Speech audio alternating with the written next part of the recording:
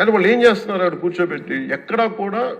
simple ఏం చేయాలి దీక్ష నిజంగా నేనేం చెప్పాను ఆ ఇంటర్వ్యూలో కూడా ఆయనే తప్పు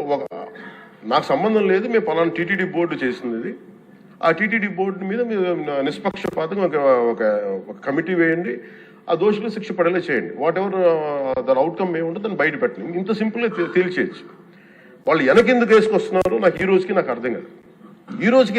వెనకేసుకు రావాల్సిన అవసరం లేదు వెరీ క్లియర్ కట్ రిపోర్ట్ ఇచ్చింది ఇందులో కంప్లీట్గా అసలు నెయ్యి లేకుండా వీళ్ళు నెయ్యి తయారు చేశారు కనుక రసాయనాలతోటి పామ్ ఆయిల్ తోటి వీటన్నిటితో బేస్ చేసుకొని నెయ్యి లేకుండా నెయ్యి తయారు చేశారు it's very clear cut it's evident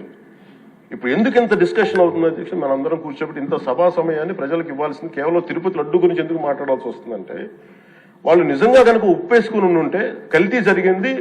దానికి తగ్గ లా ఏం కోర్స్ యాక్షన్ ఏం తీసుకోవాలో తీసేసుకుని అయిపోతుంటే దానికి ఎవరైతే పర్పెట్రేటర్స్ ఉన్నారో వాళ్ళకి ఆ శిక్షగా వెళ్ళిపోతారు అలా కాకుండా అసలు ఆ నెయ్యిలో కల్తీ లేదు యానిమల్ ఫ్యాట్ లేదు రిపోర్ట్ ఇచ్చిన తర్వాత ఇవన్నీ అందుకని ఈ సభ ఈరోజు ఇంతమంది మాట్లాడాల్సి వస్తుంది